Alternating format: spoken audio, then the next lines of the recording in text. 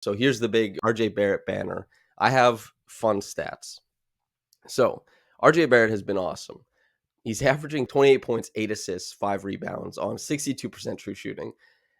That's absurd. He's averaging basically 19 drives a game and scoring 50% on those drives. He's averaging 3.3 assists on those drives. And the thing here is he passes out of his drives at a similar percentage to Scotty. However, his assist percentage on his drives is almost twice as high as Scotty's, which speaks to how much farther into the paint RJ is getting than Scotty was, the types of layups he's able to provide, because they're not even necessarily shooting threes off of his drives very well this year. And RJ is taking 55% of his shot attempts at the rim, just bludgeoning the rim repeatedly, repeatedly, repeatedly. And to even hammer home this point more, as far as the ball handling in the pick and roll, he's used quite a few possessions over the last couple games. He didn't against the Nuggets that much until Scotty got injured and he had to score in overtime. Mm-hmm. And he did score in overtime in the pick and roll. But last season with the Raptors, and remember, he was great with the Raptors last year, 0.905 points per possession as a ball handler. That is so aggressively middle of the road that you would hardly want to pay attention to it. This year, through 3 games, Small sample size. the gaudiest 1.341, which is 98th percentile. Basically, RJ Barrett, through his 3 games, has allowed the Raptors to score on the pick and roll at like an unbelievably high rate. And is this sustainable for inquiring minds? 98th percentile, I don't know.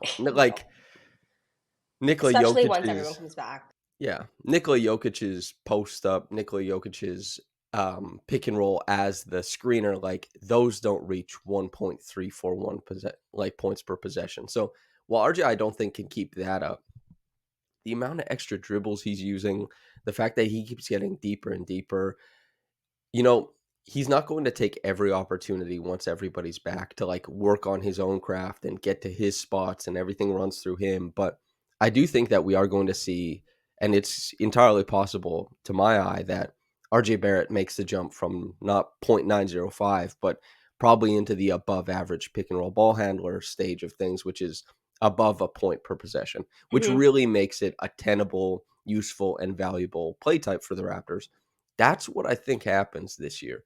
And I think the main reason for why RJ is able to do this is a lot of what made him successful as a cutter, a lot of what made him successful as a driver is that resiliency that he has, his Yeah. last step that he's able to finish on. He's brought so much to the Raptors in that way. And now it's just starting instead of a handoff, it's starting with a live dribble. And I think he's doing a great job of using his body to protect and keep defenders at bay. He's mindful of where his guy in the corner is. He's mindful of where Yeah. his roll man is. And on top of that, Jakob Poeltl is full stop one of the best roll men in the NBA. He's one of the best screeners in the NBA. Jakob Poeltl greases the wheels for pick and roll success. What have you made of RJ's step this year where it's 28 points per game? Like, I don't know if this sticks around, but 28, 8, and 5 is an absurdity. I think the playmaking consistently is, at least in the last 2 specifically, has been what's been big for me. So Real 9 assists, too, by the way, not real those fake assists, not assists. fake assists. So far this season, the team's assists have been real for the most part. 9 of his 12 assists last night. First of all, he's never had 10 assists in a game before. 9 was his career high. I think he tied it last year at one point with the Raptors, but has never had more than 10. He scored or assisted on 47 of their 74 points in the second half, which is a pretty high percentage for like one player. I think it's like 65%. Yeah. That step, I think, is something new for him, something that we haven't really seen. So definitely the playmaking. Go And ahead. the scoring efficiency. The scoring efficiency he's had last year, but not to this level, obviously. He just has the ball more, but Yeah. And also, like last year, RJ played a lot of games on a broken down Raptors team. He didn't yes. play necessarily with that much of Scotty. So it's not as simple as just saying, well, Scotty's gone, so he finally gets to do this. It's like, no, he played a lot of games last year without Scotty. And obviously Yeah. RJ had he missed an extended amount of time for the passing of his brother as well. But the stuff that he's brought to the table this year, is he's been incredible. In chat, Coco says, "Are there stats on when RJ is able to score using his right?" I looked at that last season, and I looked at all of his drives, and he was Yeah, scoring at a higher points per possession going to his right, and he actually goes to his right and finishes on the right side of the rim more, or sorry, he finishes on the right side of the rim more often than he finishes on the left side of the rim. However, that doesn't mean he's using his right hand. He still didn't finish with his right hand the majority of the time. It's in the minority his by left. some measure. And I haven't through 3 games, I haven't went and watched all of that or looked for that. So I don't have the numbers yet, Coco, but I assume at some point in the season I'll probably look that up. So There'll be that a tweet. them it probably would make it a video like a part two, can RJ only go left, Yeah, something like that. But yeah, so that's something we'll look into. Way L says RJ's offense looks so smooth now. He yeah, attacks so well and is able to recognize passing opportunities. Yeah, I also, this was a piece I wrote last year where it was talking about how RJ's passing had improved so much with the Raptors, and the fact that like his he started passing out of drives at a healthier percentage. He started creating more what I call advantage assists, which is, Keeks and I were talking about it just a little bit earlier, but like fake assists. Um, RJ is a guy who, because of how deep he gets into the paint, he's going to create a lot of rim pressure, and he's going to create a lot of turnover and movement in the defense. And that turnover and movement in the defense creates more layups for his teammates, but also creates a lot of the baseline skip passes because he brings the guy in from the weak side to tag the roller, and then you skip to the corner. Basically, RJ is creating corner threes and layups for his teammates. And at 55% of his own shots coming from the rim, he's just making this big old sexy shot chart. And this should get like ostensibly much better when the Raptors are a team that can shoot, because when they they don't. have more, when they're not 27th, I think, in 3-point percentage and Yeah. horrific on corner threes. So something kind of cool, I think here.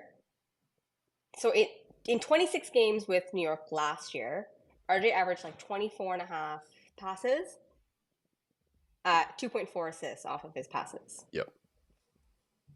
I don't have his teammates' field goal percentage here, but I will get that later. With the Raptors, 38 passes per game, 4.1 assists.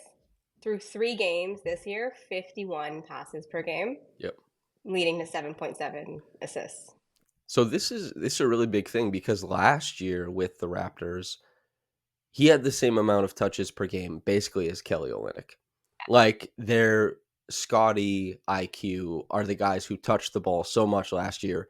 Massive, massive gap. Then you get to like Jakob, Kelly, RJ. Yeah. RJ, despite being the guy who was the Raptors' leading scorer, despite being the guy who was their leading driver, despite being part of barbecue, right? BBQ, he did not get the same type of offensive treatment as No. IQ and Scotty. He got less, and he just did everything with less.